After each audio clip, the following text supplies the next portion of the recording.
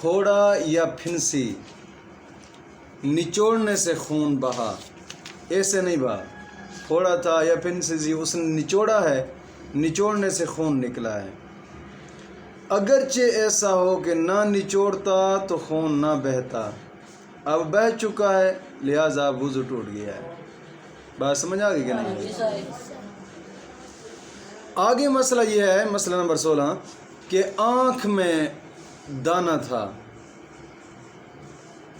سمجھ آ گئی، یا کوئی بیماری تھی، کسی بیماری کی وجہ سے آنکھ سے جو آنسو نکلا ہے نا، یہ آنسو وضو کو توڑ دے گا، آنسو وضو کو توڑ دے گا، کسی بیماری کی وجہ سے آنسو آنکھ سے نکلا ہے۔ یا اسی طرح کان میں کوئی دانہ تھا اور وہ جناب جی جس کی وجہ سے پانی باہر آیا، وضو ٹوٹ گیا ہے۔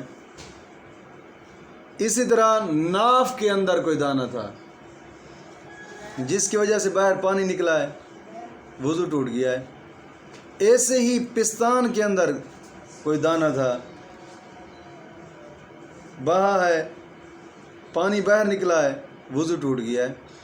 بات سمجھ آ گئی کہ نہیں؟